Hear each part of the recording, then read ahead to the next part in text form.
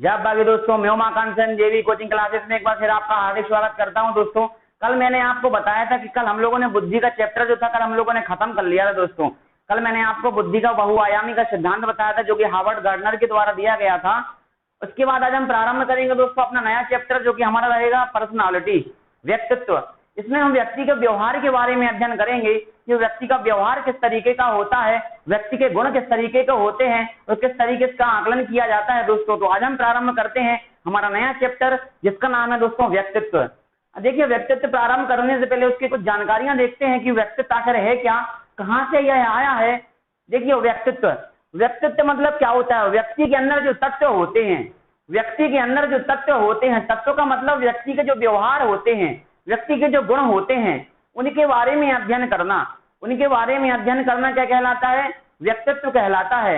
व्यक्तित्व दो प्रकार के होते हैं, एक तो नकारात्मक भी होता है, एक तो सकारात्मक भी होता है। देखिए, व्यक्ति के अंदर गुण होते हैं, व्यक्ति का जो व्यवहार होता है या तो किसी के प्रति अच्छा होगा या तो किसी के प्रति बुरा होगा। इसका मतलब क्या है? या तो उसका जो व्यवहार है या तो वह सकारात्मक होगा या तो वह नकारात्मक होगा दोस्तों। इस प्रकार क्या है कि व्यक्तित्व दो शब्दों से मिलकर बना है, व्यक्ति धन तत्व करके। तत्व मतलब क्या? व्यक्ति के व्यवहार की बात हो रही है यहाँ पर, इसीलिए मिलकर बनता है व्यक्तित्व। अब देखिए, व्यक्तित्व को अगर अंग्रेजी भाषा में देखा जाए तो इसको कहते हैं दोस्तों पर्सनालिटी। क्या कहते हैं दोस्तों? व्यक्तित्व के लिए अंग्रेजी में कहते हैं दोस्तों पर्सनालिटी। पर्सनालिटी शब्द जो वापस आया, पर्सनालिटी शब्द जो वापस आया दोस्तों, इसमें से एक तथ्य जो रहता है वह बहुत महत्वपूर्ण है जो कि पेपर में पूछा जाता है। पर्सनालिटी शब्द पहले से नहीं था, यह बनाया गया परसोना से। परसोना एक लैटिन वर्ड है। ये जो परसोना है दोस्तों, यह परसोना वर्ड जो है यह एक लैटिन वर्ड है। इस परसोना से पर्सनालिटी शब्द बना, इस परसोना से यह पर्सनालिटी शब्द बना दोस्तों। अब परसोना क्या है? परसोना क्या है दोस्तों? यूनान के लोग दोस्तों किसी भी व्यक्ति के बारे में, किसी की व्यक्ति के व्यवहार का एक नाट्य प्रस्तुति करते हैं उनका मुखौटा लगाकर। जैसे कि एग्जाम्पल के तौर पे कहा जाए, जैसे कोई भी महापुरुष है, उन महापुरुष का जीवन का आचरण अगर उनको बताना है तो उन महापुरुष का वह मुखौटा या नकली चेहरा लगाकर उसकी नाट्य प्रस्तुति करते हैं, उसके जीवन का आचरण कॉपी करते हैं, जिसे क्या कहा जाता है? परसोना कहा जाता है। यहाँ पर उसी शब्द का प्रयोग किया गया है, परसोना, जो कि एक लैटिन वर्ड है। परसोना से बना पर्सनालिटी, और पर्सनालिटी को हिंदी में कहते हैं दोस्तों व्यक्तित्व। क्लियर है दोस्तों? अगर आपसे पूछा जाए कि व्यक्तित्व जो शब्द आया वह कहां से आया, तो हमारा आंसर क्या होगा? व्यक्तित्व जो शब्द आया वह परसोना से आया, जो कि एक लैटिन वर्ड है दोस्तों। परसोना का मतलब क्या होता है? परसोना का मतलब होता है दोस्तों मुखौटा, नकली चेहरा या नकाब। मतलब यूनान के लोग जो प्रस्तुति करते थे, किसी दूसरे की नकल उतारते थे, वह उसको क्या कहेंगे? उसको नकाब कहेंगे दोस्तों। उसको मुखौटा का प्रयोग करके दूसरे का आचरण, उसके व्यवहारों की नकल करना परसोना कहलाता था। तो यहाँ पर इस चीज के बारे में हमने देखा कि व्यक्तित्व जो रहता है वह दो प्रकार का होता है। एक तो होता है दोस्तों सकारात्मक, दूसरा होता है दोस्तों हमारा नकारात्मक। व्यक्तित्व पर्सनालिटी से आता है। पर्सनालिटी एक अंग्रेजी वर्ड है और जो अपना व्यक्तित्व है वह एक हिंदी है। और जो पर्सनालिटी शब्द आया वह परसोना से बनकर आया। परसोना का मतलब क्या है दोस्तों? एक लैटिन वर्ड है। इसका मतलब है दोस्तों मुखौटा, नकली चेहरा या नकाब। यहाँ पे हमारी बात क्लियर हो जाती है दोस्तों। अब देखिए, व्यक्तित्व का मापन। व्यक्तित्व का मापन पहले क्या होता था दोस्तों? व्यक्तित्व का मापन व्यक्तियों के द्वारा अलग अलग तरीके से किया जाता था। जब प्राचीन काल में जो व्यक्तित्व का मापन किया जाता था दोस्तों, वह किया जाता था बाह्य रूप से। वह कैसे किया जाता था? वह बाह्य रूप से किया जाता था कि व्यक्ति की लंबाई कितनी है, व्यक्ति की ऊंचाई कितनी है और व्यक्ति की मोटाई कितनी है। इसके आधार पर उसके व्यक्तित्व का मापन किया जाता था, उसके व्यवहार का मापन किया जाता था, उसके गुणों का मापन किया जाता था। इसका मतलब क्या है? यहाँ पे दो भाग होते हैं। व्यक्तित्व को प्राचीन भाषा में बाह्य रूप से या शरीर की रचना के आधार पर उसका मापन किया जाता था दोस्तों। और आधुनिक समय में क्या किया जाता है? आधुनिक समय में बाह्य रूप से तो किया जाता है, किसी व्यक्ति का मापन बाह्य रूप से तो किया जाता है, लेकिन उसके आंतरिक गुणों से भी उसका मापन किया जाता है। आंतरिक गुणों को देखकर ही हम पहचान पाते हैं कि इस व्यक्ति के अंदर व्यवहार किस प्रकार के हैं, उसके गुण किस प्रकार के हैं। इससे पता क्या चलता है कि व्यक्ति का जो व्यवहार है वह किस प्रकार का है। तो आधुनिक काल में हम वह तरीके से या आंतरिक गुणों के आधार पर व्यक्ति के व्यवहार की मापन कर सकते हैं। यहाँ पर एक बात क्लियर हो जाती है दोस्तों। अब देखिए, इस व्यक्तित्व को लेकर अलग अलग मनोवैज्ञानिकों ने अपनी अलग अलग परिभाषाएं दी हैं।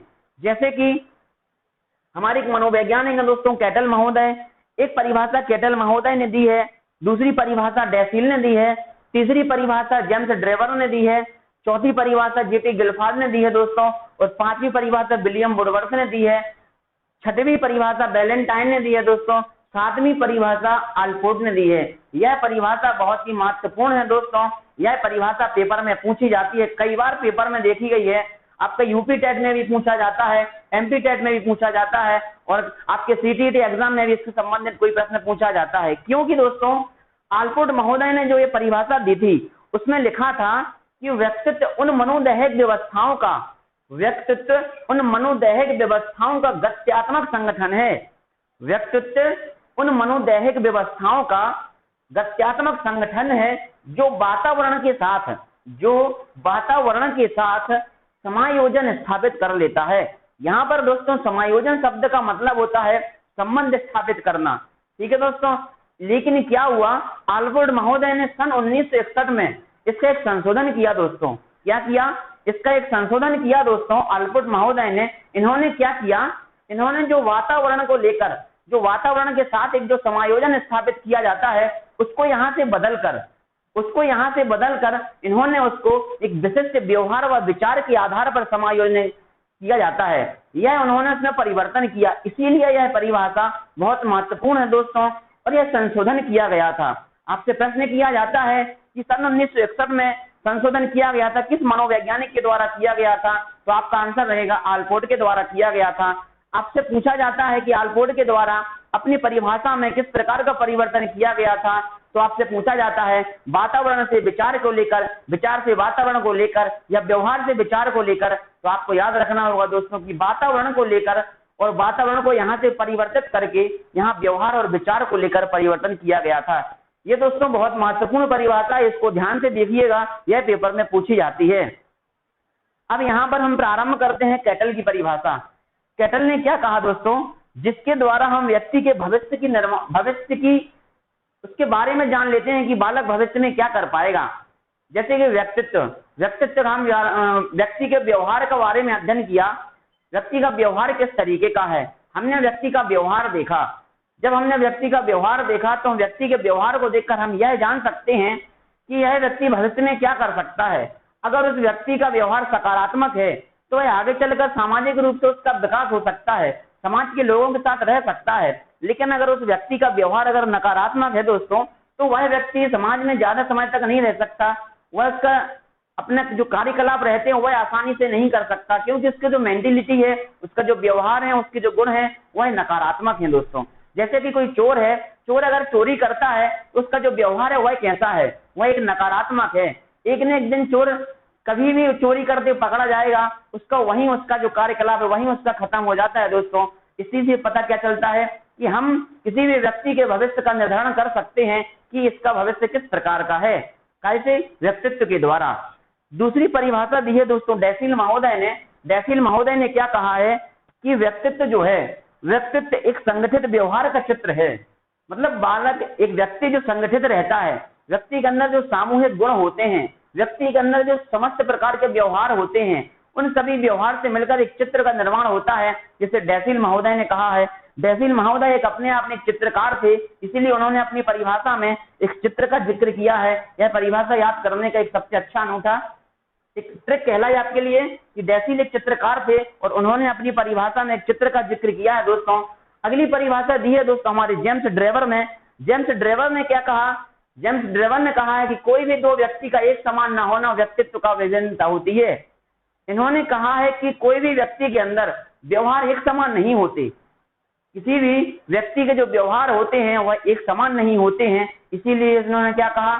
व्यक्तित्व की विभिन्नता कहा है कि व्यक्तित्व में भिन्नता होती है।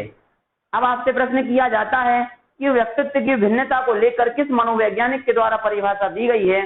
तो हमारे जेम्स ड्रेवर के द्वारा परिभाषा दी गई है। क्या दी गई है?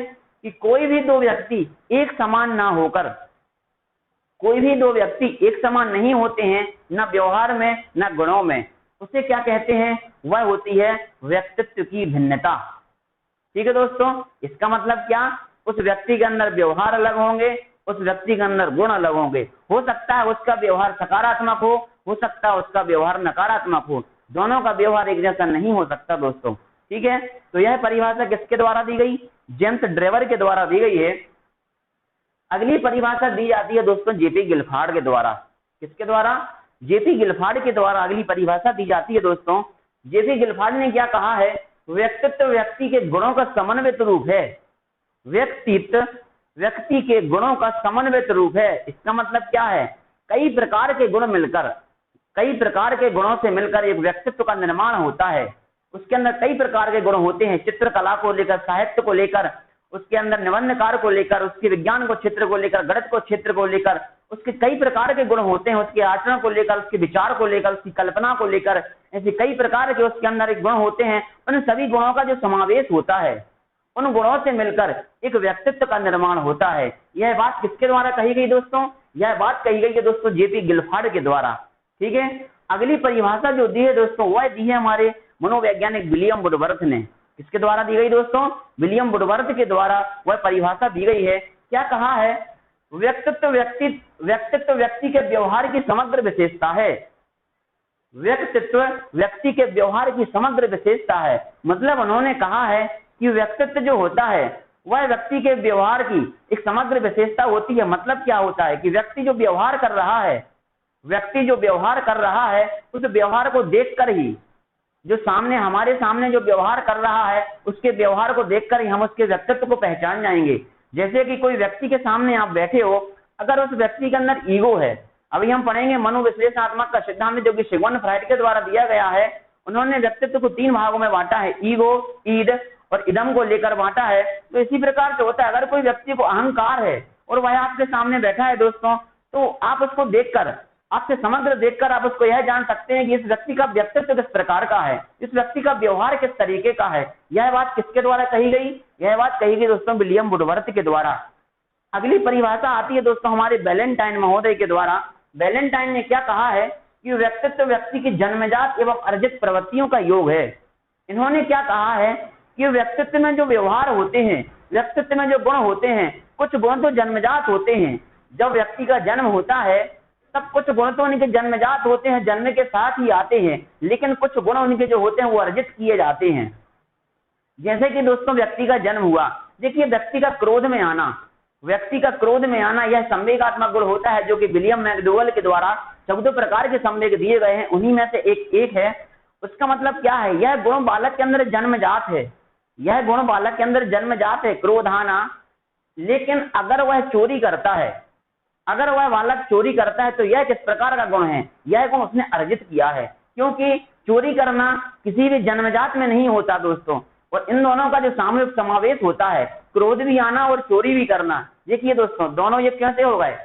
जन्मजात तो हो गया हमारा क्या कि क्रोध का आना या भय आना या ईर्ष्या होना, घृणा आना, इस प्रकार के जो संवेग होते हैं वह होते हैं जन्मजात। लेकिन चोरी करना या किसी के प्रति ईर्ष्या की भावना रखना, इस प्रकार के कई प्रकार के जो संवेग होते हैं, या किसी को ठेस पहुंचाना या घमंड होना, इस तरीके के जो व्यवहार होते हैं वह अर्जित किए जाते हैं। या तो किसी को देखकर किए जाते हैं, या परिवार के वातावरण को देखकर किए जाते हैं, या हमारे मित्र को लेकर, या हमारे सामाजिक तत्वों को लेकर। इस प्रकार के गुणों को अर्जित किया जाता है। और इन्हीं से क्या पता चलता है? उस व्यक्ति के व्यक्तित्व के बारे में, उस व्यक्ति के व्यवहार के बारे में दोस्तों। तो यह परिभाषा किसके द्वारा दी गई? वैलेंटाइन के द्वारा दी गई दोस्तों। और तीसरी परिभाषा जो वालपोर्ट महोदय के द्वारा दी गई है वह मैंने आपको सबसे पहली बताई थी, एक बार दोबारा फिर देखेंगे क्योंकि बहुत महत्वपूर्ण है। यह परिभाषा आपको पेपर में देखने को जरूर मिलेगी दोस्तों। वालपोर्ट महोदय ने कहा है कि व्यक्तित्व उन मनोदैहिक व्यवस्थाओं का गत्यात्मक संगठन है जो वातावरण के साथ समायोजन स्थापित कर लेता है। पहले तो वालपोर्ट महोदय ने कहा कि व्यक्तित्व का जो निर्माण होता है वह वातावरण के ऊपर निर्भर करता है। काय के ऊपर निर्भर करता है दोस्तों? वातावरण के ऊपर निर्भर करता है।